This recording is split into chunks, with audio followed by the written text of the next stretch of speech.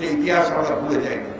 আমরা ভুলে যাইনি যে পুরো পাকিস্তান আমলে এখানে যে পার্লামেন্ট ছিল, অ্যাসেম্বলি ছিল, প্রাদেশিক পরিষদ ছিল, সেই পরিষদের প্রাদেশিক পরিষদ ডেপুটি স্পিকারকে আপনারাই পিটিয়ে হত্যা করেছিলেন।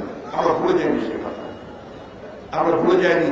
এই সন্ত্রাসের মধ্য দিয়ে আপনারা এই দেশের জনগণের সমস্ত ন্যায়সঙ্গত দাবিগুলোর যে আন্দোলন, সে আন্দোলনকে দমিয়ে দিচ্ছেন গত 18 বছর ধরে। বন্ধুগণ, আজকে দুর্ভাগ্য এই জাতির, যে জাতি স্বাধীনতার জন্য লড়াই করেছিল, যে জাতি গণতন্ত্রের জন্য লড়াই করেছিল, যে জাতি ভোটের অধিকারের জন্য লড়াই করেছিল, মুক্তির জন্য লড়াই করেছিল, প্রাণ দিয়েছিল, সেই জাতি আজকে তার সমস্ত গণতান্ত্রিক অধিকারগুলো থেকে বঞ্চিত হয়েছে।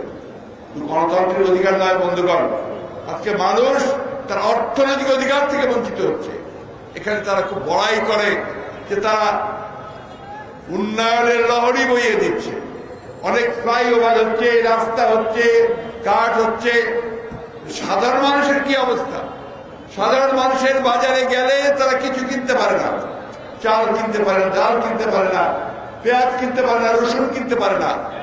আর প্রায় প্রতিদিনই বলা যায় যে প্রত্যেকটা জিনিসের দাম বৃদ্ধি পাচ্ছে। বিদ্যুতের দাম বাড়ছে, গ্যাসের দাম বাড়ছে, এবং রেলের ভাড়া বাড়ছে, বাসের ভাড়া বাড়ছে। এই যে আমাদের রিক্সাওয়ালা ভাইরা যারা দূরে দূরে দাঁড়িয়ে আছেন এখানে, তাদেরকে জিজ্ঞেস করুন তারা আজকে কিভাবে তাদের জীবন সংসার চালাচ্ছে, কিভাবে চালাচ্ছে। পারে না, একবেলা খায়, দুবেলা খেতে পায় না। প্রত্যেকটা, এমনকি আপনার মধ্যবিত্ত যারা, তারাও তাদের খাবার মেনু চেঞ্জ করে ফেলেছে বন্ধুগণ, করে আজকে সামান্য খাওয়া খেয়ে থাকে। অনেকে ফিরে চলে যাচ্ছে গ্রামের বাড়িতে, সেখানে গিয়ে জীবনযাপন করার চেষ্টা করছে। ঢাকা শহরে তারা থাকতে পারছে না, কুলিয়ে উঠতে পারছে না। বন্ধুগণ, ব্যাংক লুটপাট করে শেষ করে দিয়েছে। ব্যাংকের নতুন আইন করছে, যারা ঋণ খেলাপি, যারা ব্যাংক লোপাট করছে তাদের স্বার্থে। এমনকি বাংলাদেশ ব্যাংক, যেটা নিয়ন্ত্রণ করার কথা কেন্দ্রীয় ব্যাংক, তারাও আজকে একই সঙ্গে যুক্ত হয়েছে। তাদের এই সমস্ত অপকর্ম যেন বাইরে বেরিয়ে না পড়ে, তাদের আবার সাংবাদিক ভাইদের সেখানে প্রবেশ নিষিদ্ধ করে দেয়। কোথায় যাবেন আপনারা? কোথায় যাবেন? আমরা আজকে এই দেশের মানুষ আমাদের নিজ দেশের থেকে আমরা আজকে পরবাসী হয়েছি। আমরা চিকিৎসার জন্য বিদেশে যাওয়ার জন্য আদালত থেকে অনুমতি নিয়ে যখন আমরা এয়ারপোর্টে যাই, ওই এয়ারপোর্টে আমাদেরকে 1 ঘন্টা ধরে আটকে রাখা হয় বিভিন্ন কারণে, এবং সহজে ছাড় দেওয়া হয় না।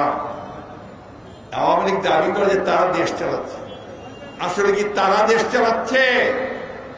তারা দেশ চালায় না, এক অদৃশ্য শক্তি দেশ চালাচ্ছে বন্ধুগণ। এবং যাদের নির্দেশে তারা আজকে বাংলাদেশে মানুষের অধিকারগুলোকে কেড়ে নিয়েছে। আমাদের রাষ্ট্রযন্ত্র, তার মধ্যে আমাদের পুলিশ ভাইরা আছেন, আইন শৃঙ্খলা রক্ষাকারী বাহিনী আছে, আমাদের প্রশাসন আছে, বিচার ব্যবস্থা আছে। প্রত্যেকটি প্রতিষ্ঠানকে তারা আজকে কক্ষিগত করেছে, দুর্গণ করছে। তাদের লোক ছাড়া কেউ কোথাও যেতে পারে না। চাকরি হয় না আমার যুবক ছেলেদের, জিজ্ঞেস করে দেখেন। অনেকে বিসিএস পরীক্ষা দেয়, বিভিন্ন পরীক্ষা দেয়, তাদেরকে সেই চাকরি দেওয়া হয় না, তাদের ডিএনএ টেস্ট করা হয়।